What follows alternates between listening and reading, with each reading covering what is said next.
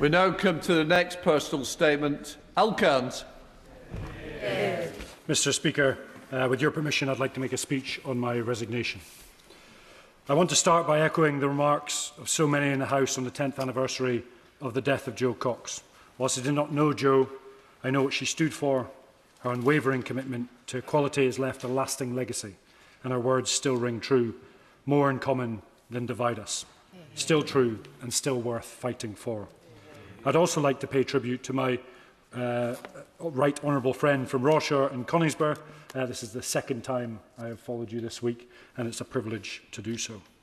Last week I resigned as a Minister for the Armed Forces. It was an exceptionally difficult decision.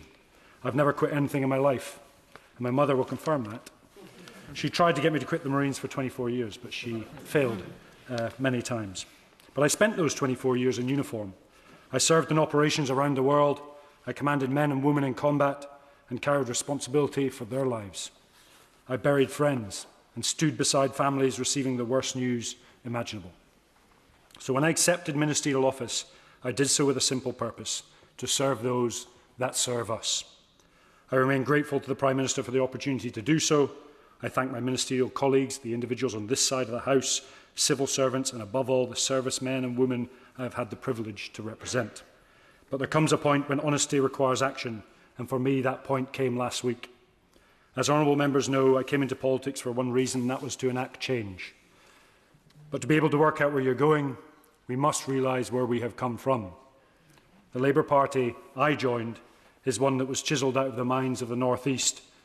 It was hammered out of the shipyards of Govan, Liverpool and Belfast, and it was forged in the factories of the Industrial Revolution. Calloused hands, sore backs, people who did a hard day's graft and asked for one thing in return: a government that has their back. That's the tradition I serve in this House, and it's the tradition that shaped that decision I took last week. And I resigned for several reasons. Firstly, because I no longer believed the Defence Investment Plan was preparing for the wars we are most likely to fight. The character of warfare is changing at an exceptional speed. In Ukraine, a navy without a ship has destroyed a navy. A drone costing thousands can destroy a tank costing millions. A drone can now strike 2,000 kilometres into Russia at a fraction of the cost of a fighter jet. It is not either or. It's an equitable mix of high-end sophistication coupled with low-end mass. That's the balance we must seek, but from my view, the Defence Investment Plan did not strike that balance, for various reasons. I want to give just a small example to bring that home, because it can be often lost. In a town in Ukraine similar to the same size as Hereford, in one day, there were 12,000 drones in the air. Just comprehend that, 12,000 drones in the air, and 90% of all casualties are from drones. Not the rifle, not the grenade, not the tank, not the artillery, but from drones. What will it take? I asked the House, what will it take to realise these figures are not fiction? They're not an embellishment of the truth, but a hard fact born out of the blood and the steel of a hot war. That is the maths of modern war. Millions of drones against high-end sophisticated systems that deliver late with huge levels of inflation and, importantly, cannot be reproduced at the pace required to sustain a conflict against a major adversary. What will it take to learn this lesson? Do we need to rerun the snatched Land Rover? Do we need to rerun the lack of body armour? Do we need to rerun the lack of protected vehicles in Afghanistan that I saw impact men and women in the front line? We do not, and we should not. Moreover, as the clouds of war darken Europe's border once more, do we need to learn the lessons our forefathers learnt in World War II or indeed the Cold War? This isn't about individual items of equipment or bespoke defence funding lines, but about preparedness, about unity of purpose, prioritisation and national resilience. We are no longer packaging up our military to deploy to a foreign field, but being ready to fight from here, fight from the home base, for democracy, for the right to self-determination and for European security. The reality is we are spending too much time preparing for last year's war, not tomorrow's. And I urge the House to push for transformation, push hard and push for delivery this side of 2030.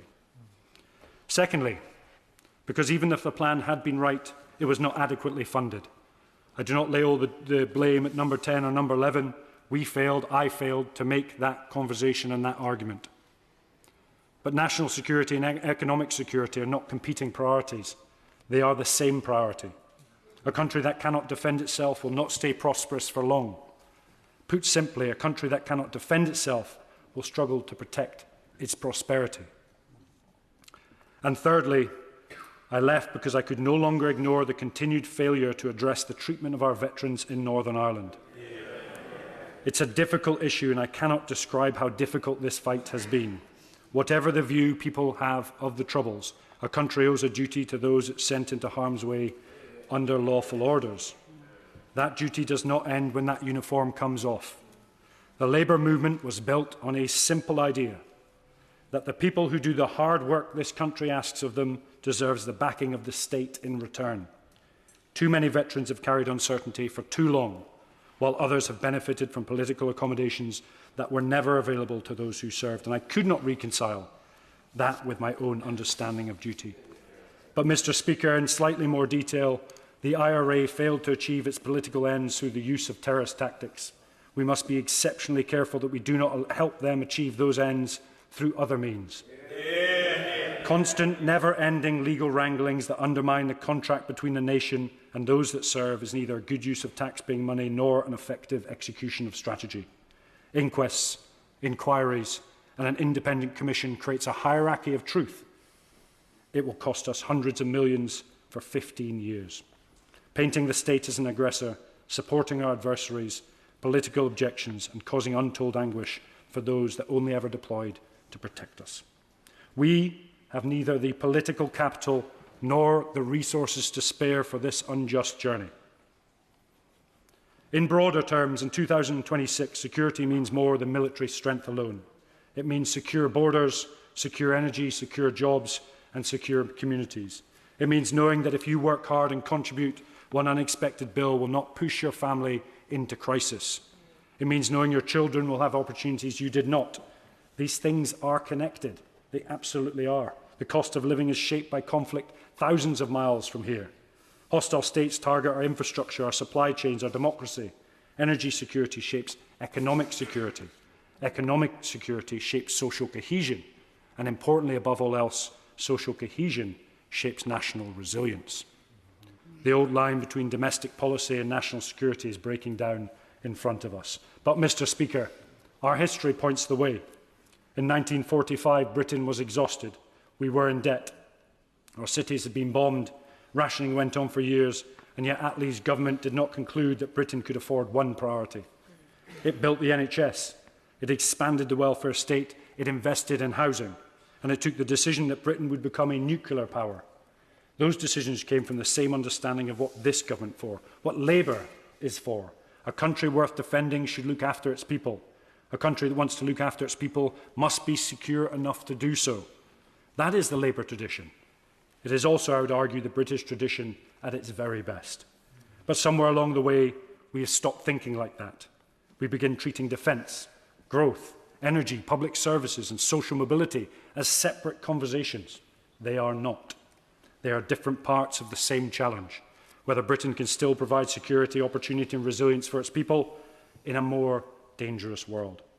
That is why I ultimately concluded I could no longer remain in government.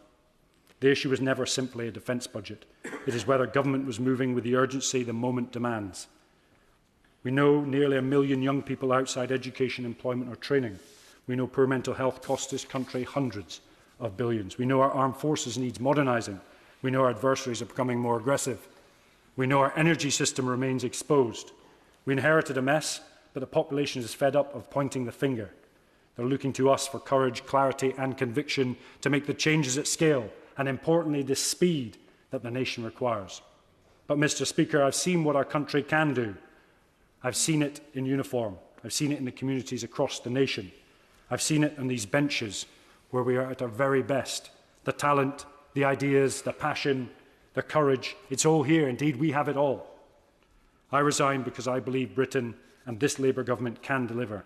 I believe we can think longer term. I believe we can act earlier. And I believe we can once again build a country that provides security in the broadest sense of the word.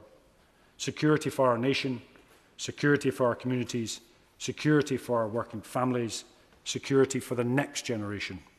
That is the debate I'm confident this resignation has started. Thank you.